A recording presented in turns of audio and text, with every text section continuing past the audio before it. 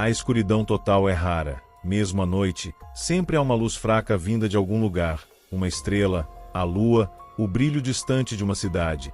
Mas quando você está verdadeiramente só, na estrada deserta, ou naquele canto esquecido do parque depois do pôr do sol, ou mesmo no silêncio opressivo do seu próprio quarto quando a mente começa a vagar, é nesses momentos que as sombras parecem ganhar vida, e é aí que elas surgem, as histórias, as lendas que tecem sua tapeçaria de medo na franja da nossa realidade coletiva. Não são apenas contos para assustar crianças, são ecos de algo mais profundo, mais primitivo, pulsando com os nossos medos mais básicos, a solidão, o desconhecido, o mal que espreita a espreita. São as lendas urbanas, narrativas mutantes que sobrevivem décadas, séculos, adaptando-se, alimentando-se da nossa ansiedade latente.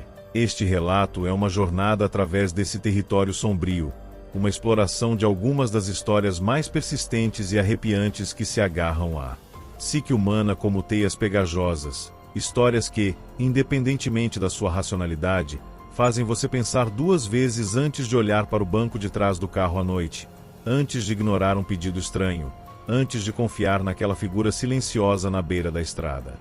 A primeira sombra que emerge dessa névoa é uma figura distorcida, uma silhueta marcada pela mutilação e pela fúria. É o Homem-Gancho, um nome que evoca instantaneamente a imagem grotesca, a mão substituída por um gancho frio e afiado.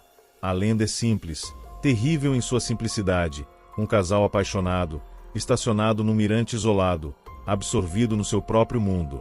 A radiofonia interrompe a intimidade com um alerta sinistro, um assassino perigoso, reconhecível pela prótese de gancho, escapou de um manicômio ou prisão próxima. O medo substitui o desejo, o carro parte em disparada. Só mais tarde, ao chegarem em casa, descobrem a prova horrível do perigo que quase os alcançou, um gancho ensanguentado pendurado na maçaneta da porta do passageiro, ou riscando lataria.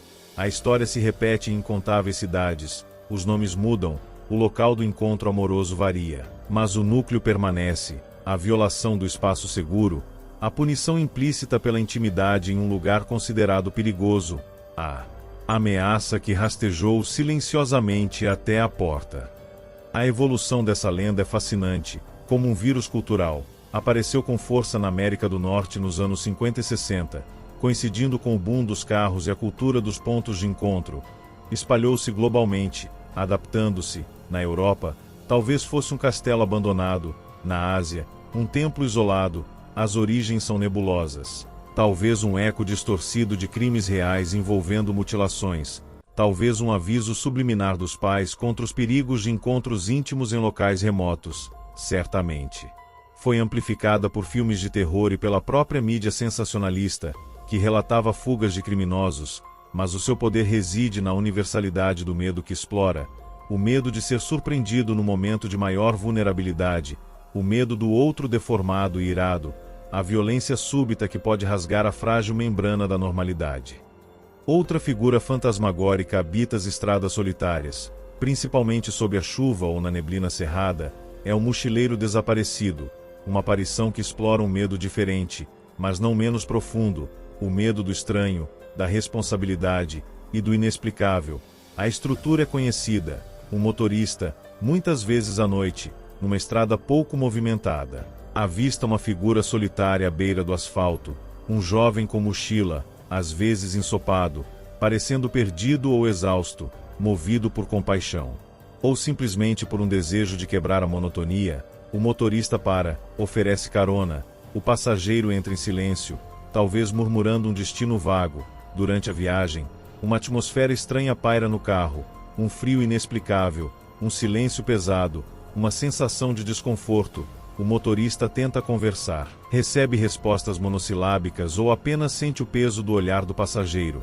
Então, ao olhar pelo espelho retrovisor, ou ao chegar ao destino indicado, descobre o assento vazio. O passageiro evaporou, sem deixar rastros, sem possibilidade de ter saído do veículo em movimento. As variações são inúmeras. Às vezes o passageiro deixa um objeto perturbador, um lenço manchado, um bilhete com uma data sinistra, ou o motorista ouve uma notícia no rádio sobre um acidente fatal naquele trecho anos antes, envolvendo um jovem mochileiro. Os temas comuns são a solidão da estrada, o perigo de pegar caronas desconhecidas, a culpa por não ajudar, ou o terror do encontro com algo que não é humano. O impacto psicológico é forte, transforma um ato banal, oferecer ajuda, num evento potencialmente aterrador. Conecta-se visceralmente com casos reais de pessoas desaparecidas. Aquela foto na caixa de leite, aquele cartaz desbotado, a ideia de que um espírito em tormento ainda vagueia, buscando algo, ou talvez apenas repetindo seu último momento consciente, é uma lenda que faz você pensar duas vezes antes de parar para aquele vulto solitário sob a chuva, e que ecoa nos corredores vazios das delegacias onde famílias esperam por notícias que nunca chegam. Mas talvez nenhuma lenda recente seja tão visceralmente perturbadora quanto a das crianças de olhos negros, ou Black Eyed Kids, BEKS, como são conhecidas. Elas não são fantasmas no sentido tradicional, são entidades que parecem quase humanas, até você olhar nos seus olhos. Olhos que são poços de escuridão absoluta, sem branco, sem íris, apenas um negro profundo e sem vida. Os relatos são assustadoramente consistentes. Surgem em duplas ou pequenos grupos, batendo a porta de casa à tarde da noite, ou abordando pessoas em estacionamentos isolados. Parecem crianças ou adolescentes, vestidos de forma um tanto antiquada ou simplesmente comum, mas há algo errado. Além dos olhos, uma palidez exagerada, uma postura rígida, uma voz monótona e insistente, pedem para entrar, geralmente com uma desculpa esfarrapada. Precisam usar o telefone, estão perdidos. Precisam de ajuda. A insistência é perturbadora, e quem os encontra descreve uma onda avassaladora de medo primitivo, um pavor instintivo, uma sensação de maldade profunda emanando deles, como se permitir a entrada fosse uma condenação.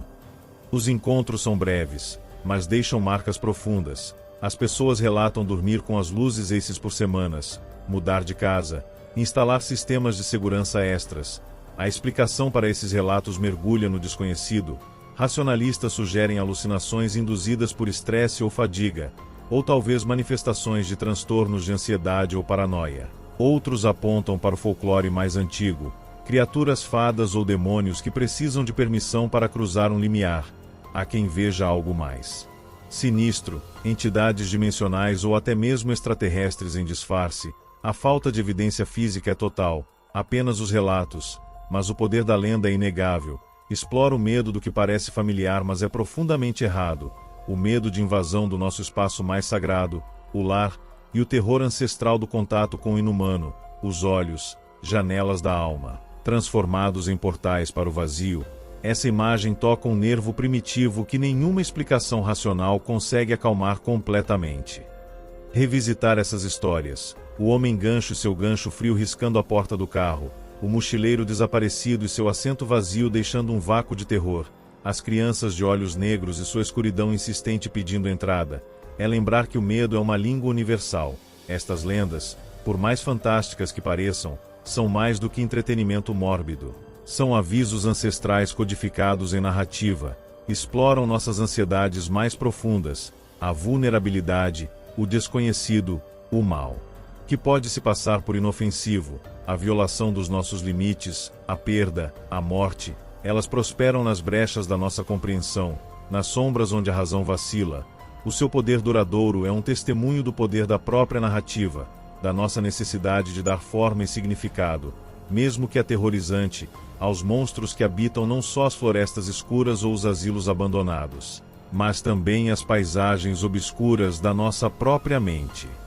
Elas nos lembram que, por trás da fachada da civilização, pulsam instintos antigos, e que às vezes, basta uma história bem contada, ecoando em um ouvido suscetível numa noite escura, para fazer a pele arrepiar e o coração acelerar, para transformar o ruído do vento batendo numa janela mal fechada no som de um gancho arrastando no cimento, para fazer o vulto no fim do corredor parecer ter olhos negros como o breu, para fazer a estrada deserta à frente parecer infinitamente mais longa e solitária. Essas lendas são espelhos sombrios, refletindo de volta para nós os monstros que carregamos dentro, os medos que preferimos não nomear, e nesse reconhecimento, nesse frio na espinha, reside o seu poder assombroso e eterno. Elas sobrevivem porque falam de algo verdadeiro dentro de nós, mesmo que a verdade que contam seja apenas o eco amplificado do nosso próprio pavor.